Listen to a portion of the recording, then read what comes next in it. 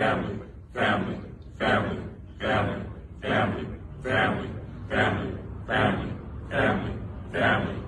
Family, family, family. So the Fast and the Furious franchise has been going on for over 22 years now, which is kind of crazy to think about. With each film, they've gotten more action-packed, over the top, and wildly thrilling.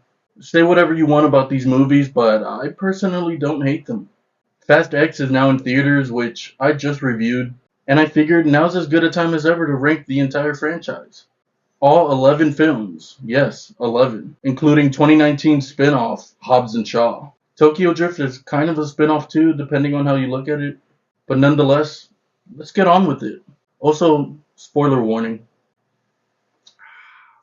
Familia. Now, kicking off this list at number 11, Too Fast, Too Furious. Colorful cars with neon lights, the introduction of both Roman Pierce and Tej, a new setting in Miami, and who can forget about Suki? Which, why on earth hasn't she come back yet? The one thing I want the most in this franchise is her return. My fingers will never go uncrossed.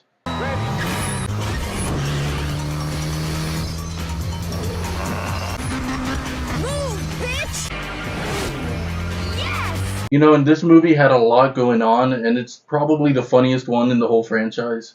And honestly, it's not a bad sequel either, especially considering when it was released. The only reason it's ranked last is because both this film and the next on the list feel like they were made when the franchise wasn't quite sure of itself yet. And out of the two, I just like the other one a little bit more.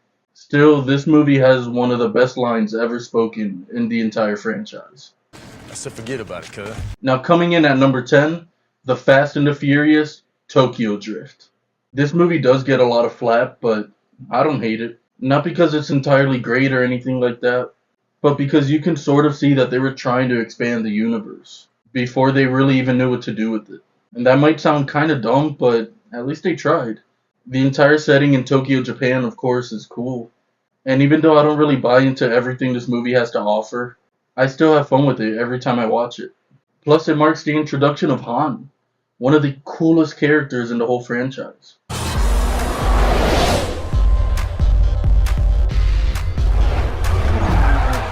Coming in at number 9, The Fast and the Furious. Too Fast and Tokyo Drift were kinda in a weird funk where the franchise was trying new things. And what's strange is how even though this one came out before those two, it feels much more solid and sure of itself. This movie has its story, it has its plot, has its surprises, has its purpose, and overall has its payoff. Being the first of many without even really knowing there were gonna be many might be the reason this movie isn't as ambitious as it could have been, which is really the only reason it's placed so low on the list. But nonetheless, still a solid Fast and Furious film.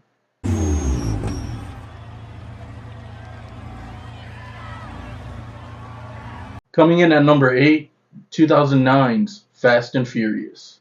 This movie kind of feels like it's the very first one in the entire franchise. Just in the sense that this was the first film that really solidified the franchise. Everything the franchise did from here on out stands on the foundation that was laid out with this movie. I really feel like this is the movie that made the overall vision a little more clear. And from here on out, it feels like they knew what they wanted to do. This is also the movie that solidified Brian and Dom's relationship. Yeah, come on! Which is something really crucial in this franchise. Coming in at number 7, Fast and Furious, Hobbs&Shaw. This one feels like a bit of a stretch because on one end, this doesn't entirely feel like a film in the Fast and Furious franchise. But at the same time, that's kind of why it works. It's focused entirely on two characters who aren't racers, who aren't really part of the core family. They're two distinctive characters who just happen to exist in this universe, and have been a part of a few films at this point. So the movie kind of plays on the fact that this is something different in the franchise. And the result is just one that's entertaining and fun, while managing to stick to some of the Fast and Furious formula. Enter corresponding match. Access denied. Access denied.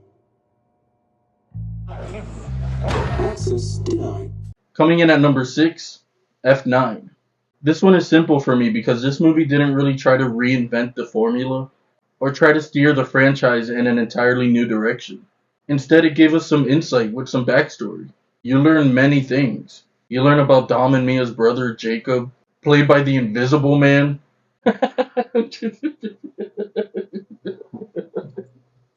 And certain things you've heard about throughout the franchise are finally fleshed out and explored here.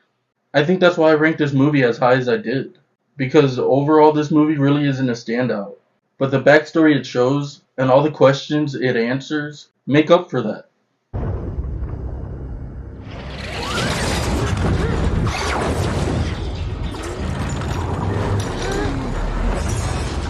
Coming in at number 5, Fast X.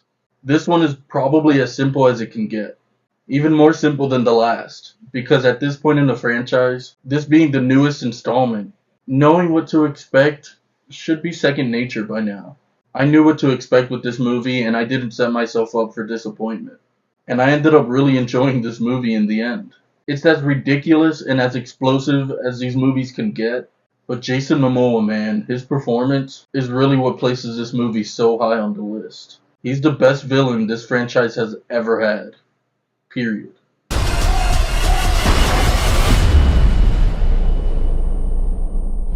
Coming in at number 4, Furious 7. The final film in the franchise of the late and great Paul Walker. This movie was not only the proper send-off for Paul, but I think they did a great job sending off the character of Brian too. And amongst all that, this movie hits every single thing you look for in a Fast and Furious film. It's that simple. Plus marking the introduction of Ramsey, another great character, and taking place almost directly after Tokyo Drift. While Tokyo Drift takes place after Fast and Furious 6, it's kind of confusing. But this movie ties it all together and has certain things finally make sense. Coming in at number 3, Fast and Furious 6. This movie was a smooth transition between what came before and what was yet to come. It was one of the most exciting films in the whole franchise. But it also showcased a new layer to Dom and Letty. Letty being in a very different place, and Dom's determination to just not give up on her. It was definitely different for the franchise. It also marked some pivotal moments, and some heartbreaking ones. Like Giselle's death. I'll never get over it. Like, don't die, Giselle. You're so hot. Coming in at number 2, The Fate of the Furious. Kinda feels like this was the darkest film in the whole franchise. Dom going rogue is something no one could have seen coming.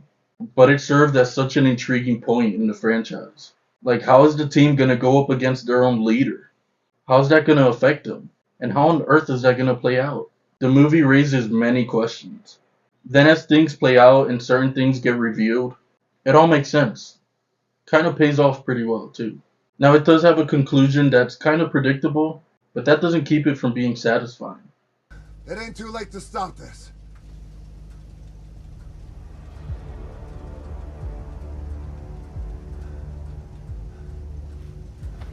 Coming in at number 1, the number 1 spot and my all-time favorite Fast and Furious film, Fast 5. You know, of all the films in the franchise, this is the one that I actually love. Like, I like every film in the franchise, but this one I genuinely love. Probably the most solid film in the whole franchise. And I'm realizing now I've said franchise like 1,000 times. With the best action, some of the best chase sequences, best plot, best overall execution, it's all just at its very best. In my humble opinion, of course.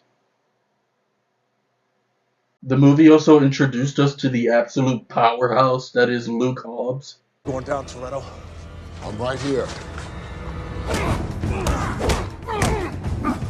This movie also marks the official beginning of the core family. This is the first movie they ever solidified as a team. Salute me, familia. And this movie represents everything that this whole franchise aspires to be. Kick-ass, thrilling, overall entertaining as hell. With a message of hope, family, unity. Definitely seems cheesy, but still nice. Now there you have it, my entire ranking of the Fast and Furious franchise. And it's no secret that many people don't like this franchise. But as I always say, that's completely okay. Not everything has to be for everyone. Now, that being said, just because you hate something doesn't mean everyone has to as well.